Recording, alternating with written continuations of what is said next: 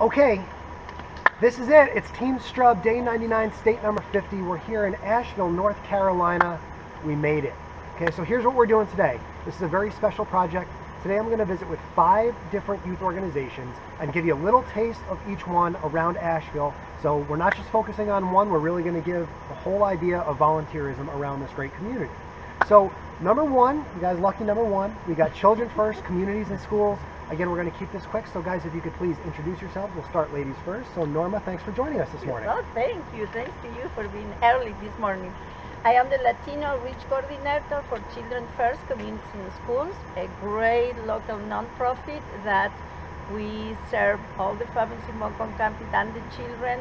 And like our Executive Director, Alison Jordan, says, we provide pathways to ensure the success of our children in so many different levels. Gentlemen, you want to say hi? Introduce yourselves real quick. Hey, I'm William Pilquinto. I'm part of Warren Wilson College. And my name is Melvis Madrigal. I'm also here at Warren Wilson College as a student and volunteer. Perfect, perfect. So I'm going to get to you guys in a minute. Norma, I'd love for you to just, again, sum up what is Children First, Communities and Schools. Like I said, it's a local nonprofit, and we have so many programs because we believe in comprehensive approaches, and we provide direct services to our families through our Family Resource Center and different programs in the schools and through communities in schools. But also, we know we need to work on advocacy. So make the changes that needs to happen so all our children have opportunity to succeed in academics and in life. And my main role is to work with parents. I work with the education system for several years, and I noticed that the success stories are when parents are highly involved. So that's what I do, work with parents, and I have the privilege to also work with youth, thanks to Warren Wilson College, the Service Learning, and these wonderful volunteers.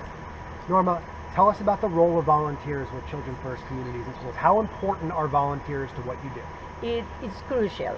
We have volunteers at our learning centers. We have 2 learning centers. We have volunteers mentoring students in elementary schools, and we couldn't run MANOS, our Latino youth program. MANOS stands for Mentoring and Nurturing Our Students. Yeah! Yes. How cool is that? And we couldn't do it without Warren Wilson volunteers. They are faithfully every Monday from 6 to 8 mentoring and nurturing around 22 Latino students. So volunteering for us is crucial for our community garden, for our food pantry, the support of the faith community. We couldn't do it without volunteers. Perfect, perfect. And guys, I'd like to ask you, what are PEGs and how does that get you guys involved with a program like this? So here at Warren Wilson, we have something called a triad when you do service, work, and academics. And to help with the service, there's things called PEGs, points of engagement and growth. PEG 1, we call it self-knowledge. You do 25 hours of random service in multiple areas to find yourself, kind of what you like, what you don't like, and why is that. PEG 2 is understanding complex issues. So maybe you found an interest in working with youth. So you'd be focusing on the youth and education issue area.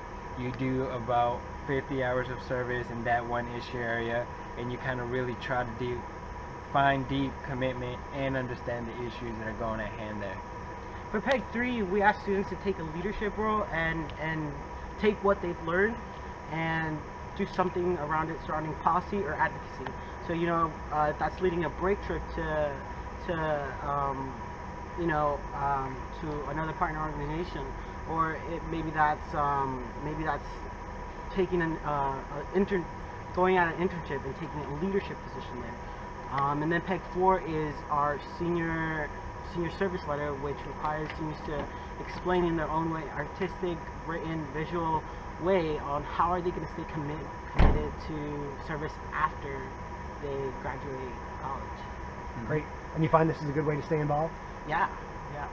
Yes, it definitely helps you as a community, as a college student who might not be from the area, engage with the Asheville community and understand it a little bit more of where you're at for 4 years. One more time, where can people learn more about your wonderful organization? In our website, www.childrenfirstbccis.org. Perfect. Thank you guys so much for joining us. Again, there's so much more to this program, so make sure you check out the website. But I've got to bounce around today, so guys, thank you so much for taking the time. Thanks to you. It was awesome. Really nice to meet you guys. Pleasure to meet and you. Best of luck. Keep the good work and the passion. You got it. All right, good morning from Asheville, North Carolina, part 2. I'm joined this morning by Kelly Brandon from the Verner Center for Early Learning. So Kelly, thank you so much, first of all, for taking my call on extraordinarily short notice yesterday afternoon. It was awesome. We're thrilled to be here this morning. So thanks for joining us, and can you take a moment and introduce yourself? Tell us what you do. Sure. Verner Center for Early Learning was started in 2001 as a way to make sure that children in the Shenandoah Valley area of Asheville get access to high quality early care and education. We have a lot of poverty in our community, and we have a lot of poverty in the Shenandoah Valley region, but we also have a lot of blended socioeconomics. So we were started really as a way to make sure that all children in the Shenandoah Valley had access to the highest quality early care and education that is possible in our community, regardless of their ability to pay for the care and education. Okay, so kids come here for that support, or Right. do you do services in homes as well? We do services in homes. We also have 2 child care centers. So you're currently in the one in Shenandoah Valley on Riceville Road in Asheville. We also have another center on the western part of the county in Candler, North Carolina. And we have 2 child care centers. We're open 7:30 in the morning till 5:30 at night, serve working parents and parents that just want additional enrichment for their children before they start their kindergarten. We also have a home-based program where we go into families' homes and work with families that might have transportation issues or might not want or need that daily care and education that the parents need whose children are in our 2 centers. Great, great. Talk about the role of volunteers here. Well, we would not be able to function without our volunteers. This particular center is located on Warren Wilson College's campus, and Warren Wilson College is a work college, meaning that all of their students have to work or volunteer 15 hours a week in an on-campus job. Since we're on campus, we're considered an on-campus job for them. So we have about 12 students every semester who are volunteering in our classrooms, giving us over 5,000 hours of volunteer experience, volunteer hours every single year. They are extra hands in our classrooms. And then they also show up for days like today, which is a Warren Wilson College Work Day, where students come and volunteer. They're right now over in our garden doing some manual labor, digging and planting and spreading mulch and doing things like that. We also have volunteers from the community who come and read books to our children, who volunteer in our classrooms. Our model is very much about engagement. It's very much about adults being in the middle of what's going on with the children and helping them learn through experiences. And our volunteers are a critical piece of that. Extra volunteers in the classroom mean that extra children get opportunities to spend time with adults and wonder together in groups. Yeah, and another thing I've learned this summer is, when these volunteers come in and help, a lot of these staff members, this is a very stressful job. Absolutely. Dealing with these kids. Right. So when a volunteer comes in, and I've noticed this even just with me, when I get a chance to read a book or hang out with the kids for a little bit, it lets the staff breathe a little bit. Yes, absolutely. It takes a little pressure off them in an industry where it really can grind on you a lot. Absolutely. Well, and at Verner, we serve children with special needs as well. So we have about 20% of our children have some sort of diagnosed special need. Oftentimes that is a mental health crisis going on at home that's impacting that special need, causing that child to have behavioral issues. The absolute best way for us to be able to handle extra behavior issues in the classroom because of a child's situation is more people. Right. And when we have someone who can take little Johnny aside and say, hey, I see you're having a tough day. How about if you and I go over here and let's play blocks together in the corner? It diffuses the whole situation and makes the educational experience much richer for all the children, including little Johnny who's having a tough day. What's your favorite part of your job? getting to tell people about the awesome things that happen in Verner. That's the reason why I'm here. I'm actually a parent. I have a second grade son who is a graduate of Verner, and he is thriving in kindergarten because of his foundation that he got here at Verner. And so when I get the opportunity to sit down and tell people about our amazing teachers, about the amazing successes that we're having with our children, it makes my day. So that's my favorite part of the day. You're doing great. One more question. Where can people learn more about this organization? Well, they can visit our website, www.vernerearlylearning.org. VernerEarlyLearning.org. We'll put it right up on here on the screen. Kelly, thank you so much. You are very welcome. Thank you for coming to visit with us. And next stop is going to be Big Brothers Big Sisters, visiting as many organizations as we can today. This is a really special one, and really excited to be here. Thank you so much. Thank you for having us. TeamStrub, day 99, state number 50. The whirlwind tour of Asheville, North Carolina continues with Robin from Big Brothers Big Sisters of Asheville. Robin, thank you so much for taking the time. Well, sure, it's exciting. Appreciate it. So, Robin, why don't you introduce yourself? Tell everybody what you do. I'm Robin Myer. I'm the executive director of Big Brothers Big Sisters of Western North Carolina. Robin, that's fantastic. What is Big Brothers Big Sisters? We are a youth mentoring program, matches kids one-on-one, basically give them a role model and give them what we found over the years is that the main thing kids that we have in the program are struggling with is poverty. So we're trying to give the kids a hand out of poverty by helping them learn life skills, job skills, self-esteem, those sort of things.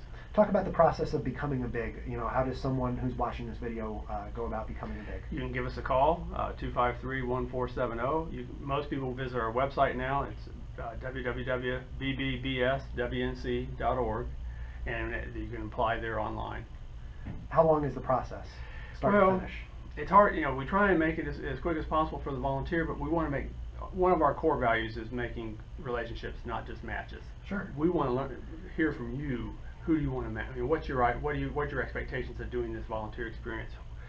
Who do you enjoy spending time with? Well, if you're going to spend the same time with a child, so getting to know you, we also get to know the parent and the child. What are they looking for? Because they've asked for this. They're here voluntarily. So we want to try and work with everybody. We're a matchmaking service. We don't like to say that, but that's really what we're doing. It's matching up strangers, and we want to make it work. If we make a good match, the child benefits from it, the family benefits from it. The volunteer feels like I'm getting more out of this than the child. If we don't make a good match, the volunteer goes, "Hey, I tried being a big brother," but the child goes, "What's wrong with me? Why didn't Chris like me?" And we've actually done more damage. So we really want to take our time, get to know folks, make good relationships that are going to last for a long time. Sure. There's tons of data involved with this program, as I've learned. So, in terms of average retention rate, I know you require a year. Right. How are you guys doing in terms of the match retention? Doing really well. We've won an award from Big Brothers Big Sisters of America, both in 2013 and 2014, for our match statistics, for match length, match retention, that average length match, that sort of thing. So we're all proud of that, to be an award-winning program. Absolutely. So it sounds like I picked the right spot there, didn't I? Well, I hope. Robin, you've been working with this with Big Brothers Big Sisters for, you said, 31 years? Yes. Wow. So 31 years. I'm sure you've pressed a lot of flesh. Been out in the community trying to recruit bigs and everything. What is the number one concern when you meet someone who really would be a great big? What is their number one sort of what's holding them back from participating? Time. Everybody's so busy. I feel like now as a society we're like a snow globe. We've all been shook up and we're all just like, and we don't have time for ourselves anymore. And I think it's that realizing that what we're asking from a big is just include a child in your life. Do the simple things. You wash your car. You go to the grocery store. You cook your meals. You can involve a child in that same activities, and it means so much to them to get a chance to do something. You're doing it. Chris is here just to see me, and he's teaching me how to wash a car the right way, or he's teaching me how to change the oil, and we're building a birdhouse together. It's those simple activities that I think gives us a chance to understand what these kids have in their lives, what they don't have, and then by reflection, what makes us appreciate what we have in our lives and how much we have, that we have enough to give back if we take the time to appreciate that. And so this is one of those programs where you really do hope that these matches do last quite a long time. I'm sure you've seen a number of success stories of kids being in the program. Is there one that sort of stands out to you? Well, we've got one down in Polk County. We serve 9 counties. The big sister met the girl when she was in elementary school, and they basically, when she got to high school, the mother said she was going to homeschool the child. Basically, the child didn't go to school for a year. Big sister found out about it. She actually drove her to school and picked her up every day for a year. The girl has now graduated. She's a certified nurse assistant. She's applying to medical school. She's the first person in her family to ever graduate high school, and now she's going to go on and be a doctor. And her big sister's been there the whole time, and they're still friends. I mean, you really can change lives just by spending time and friendship with a child. That's an extreme example, but people that stick with the kids for a year, 2 years, I mean, they remember them. We had a big brother here in town. It's a foot doctor, podiatrist. Yeah, sure. Yeah, his little brother, he had him from when he was 10 to 12. So Dan was at his office, and he got a call, and it was from his attorney. It turned out it was his little brother, and he talked to him. He said, "You were a professional when I was 10 or 12, and now I'm a professional, and I learned how to be a professional from hanging out with you." You just never know. You're planting a seed. You don't know what's going to grow from these kids in their futures. Wow. Robin, can you plug your website one more time? Let people know where they can learn more. Sure. It's BBBS. I'm the triple BS guy. Okay. So it's BBBSWNC.org. BBBSWNC.org. Thank you so much. Thank you so this much. morning. Yeah, it's been great to meet you. So we're going to wrap up this interview. Thank you very much. Thank you for spending the time. Wrap up this part of the interview. We're going to jump on Snapchat. Then we're going to jump on Meerkat. So we're not done with Robin yet, but you got to find us on some other channels here. Thank you so much. Sure thing. It's TeamStrub Day 99, Part 4, and I'm joined this afternoon by Charlie here at the United Way / HandsOn in Asheville. Charlie, thanks for joining us this afternoon. Yeah, good to be here. Want to introduce yourself? Tell us what you do. My name is Charlie Lee. I'm the HandsOn Asheville Buncombe Volunteer Program Manager. I help coordinate volunteer projects for folks all around Asheville in Buncombe County, North Carolina. How many different organizations do you work with? We have about 60 nonprofit partners, and we also work with schools here in Asheville and Buncombe County. Okay, great. And do you have an idea of how many volunteer hours that maybe involves on a monthly basis, or? Gosh, that's a good question. Tons. Tons, several thousand each month. Why do you do what you do? Well, that's a good question. I think it's just so impactful to be able to give your time, your energy, your money to support the community in any way we can. And here at United Way, we're all about making a difference and reducing the impact of poverty here. Great. Charlie, what is a portable project? Portable projects are projects that we've created that... Feel free to show. This is an example. It's called a Teacher's Pet flashcard set. We have created these projects in collaboration with Buncombe County Schools math curriculum. And why are they important? Well, each one of these helps a young student learn a specific math skill, and we know that every time a volunteer creates one of these, they're impacting the education of one child. And we've made many thousands of these. Our volunteers have over the past 5 years. And there's a big demand in the community for portable projects in general, not necessarily this one. Well, we love to have a variety of different project opportunities, and so we have what we call flex projects. They're ones that you can sign up for on our online website that are scheduled already out in the community. But a lot of folks don't have time to go volunteer out in the community. They have busy lives, jobs. We try to make them as convenient as possible on weekends and evenings, but some folks would rather have the flexibility to do something from home. So we made these. They're perfect for homebound seniors, student groups. With these, we've also found these are a great way to engage corporate volunteers. They can do this at their desk or at office meetings, just in between. So yeah, super easy. Last tough one, Charlie. The city of Asheville. I mean, is this a good community for volunteerism? Definitely. We have found such a generous spirit of service here. Always amazes me. Just this past summer, I've just wrapped up our big school supply drive, the biggest ever that we've been able to coordinate. Our back to school supply drive ended with 1,350 fully stocked backpacks. Wow. It was really awesome. It's fantastic. Where can people learn more about your organization? Yeah, go to www.handsonasheville.org. Thank you so much. Thank you. So glad to be here. This is it. TeamStrub, day 99, ending up in Asheville. So really thrilled to be here. Thanks so much for taking the time today. It was great to meet you. I know Always. it's been a long time coming, but we Good to did meet it. you too. So here we go. Thank you so much, Shealy. I You're appreciate welcome. it. It's TeamStrub, day 99. We're continuing here. I got very little time. I wanted to squeeze in a visit to Girls on the Run, though. I didn't know their office was here in this building.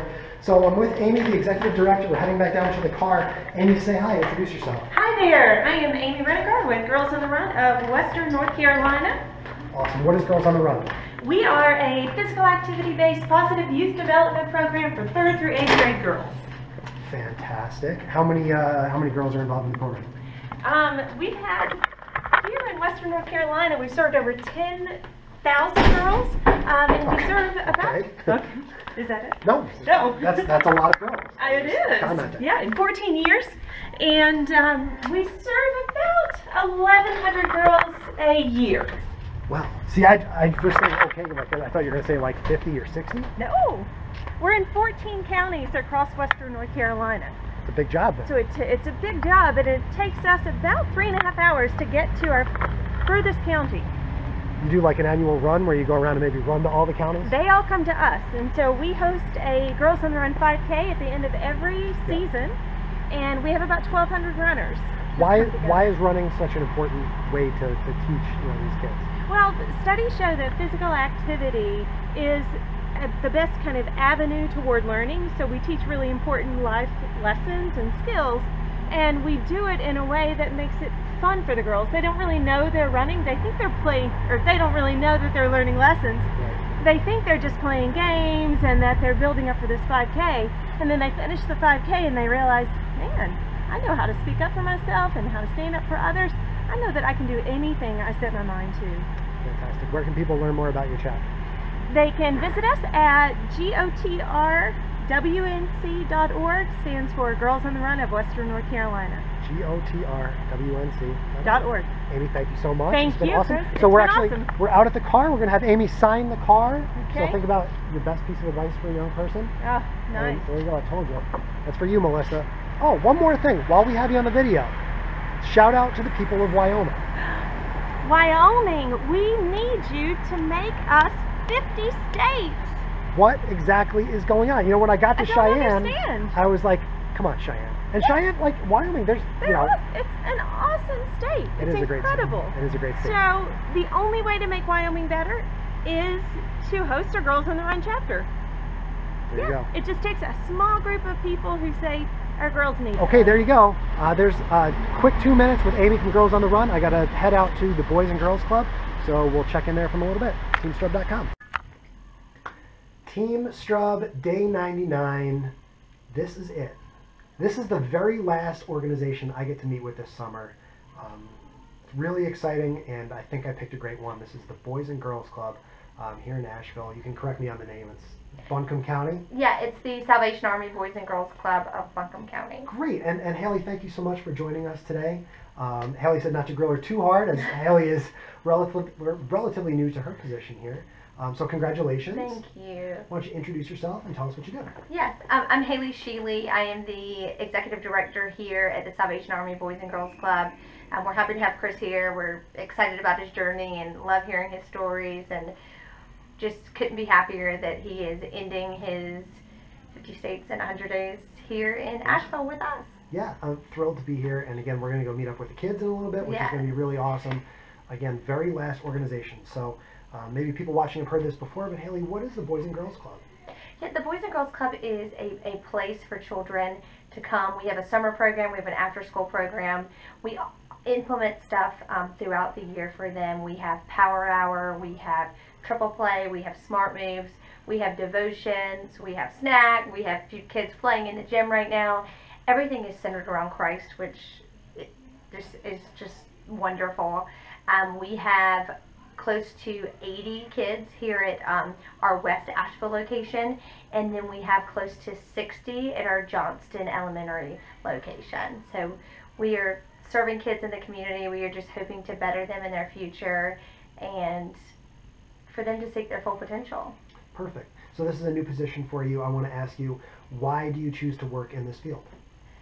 I have to tell you, I've only been here, I think today's day 9. Okay. And so I pulled in the other day and was just thinking about how Christ-centered this place is and the difference we're making. And if I could tell you the stories of how I can see firsthand that we're saving these children's lives.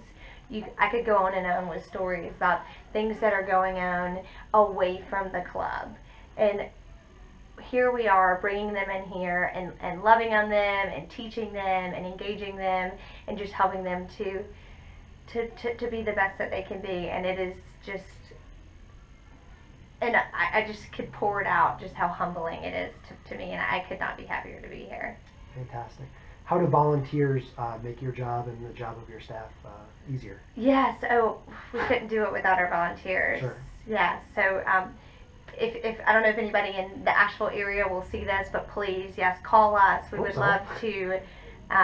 We would love to have volunteers at any time, and we couldn't open our doors without volunteers. How do you slot your volunteers in? What might a volunteer do to help you? Yeah. So it's a little bit tricky because let's say a church group wanted to come in. They could come in and they could even cook dinner for parents, or they could come in to play with the kids. Or what our biggest need right now would be is to, let's say, somebody to come in here and teach an etiquette class, or somebody to come and do Zumba with the kids. So anybody that is creative or painting or anything that they think would be beneficial to our children, we would love to set up an opportunity for them to come here in the club and to work with our kids. Fantastic, fantastic. Let's ask one more. You're not from Asheville. I'm not. I'm new to Asheville, and we love it here. So sure. Why Asheville? What is it about this community? Yeah, I just got married. We just made a month, so we're really excited about that. It's been a whirlwind month. Huh? Yes, it has. It has. And so the day after our honeymoon, I actually accepted the offer here at the Boys and Girls Club, and my husband is a cardiac perfusionist at Mission Hospital here in Nashville. So we're happy to be here. Great community to live in. Yes, and I grew up not too far in Columbia, South Carolina. So. Oh, perfect. Yeah. Great. Where can people learn more about your organization? Yeah, you can reach us on the web at www.salvationarmycarolinas.org. Obviously, you can look us up on Facebook. Salvation Army Boys and Girls Club of Buncombe County. Just rolls off the tongue there, doesn't it? Yes, absolutely. Okay, perfect. Thank you so much for taking the time today. Thank you. Today. We're proud of you. We're going to snag a couple more questions with Haley on the Snapchat, and maybe do a little meerkat. Get to go meet some kids. That's, of course, the most important part of the day. Absolutely. And that's it for the interviews. There you go. I don't know what to say. Am I supposed to throw confetti or something? Made it all the way around the country. So. I'm sure I could find something somewhere, Thank you so much. Thank you, Chris. It's a pleasure. Nice to meet you. Bye-bye.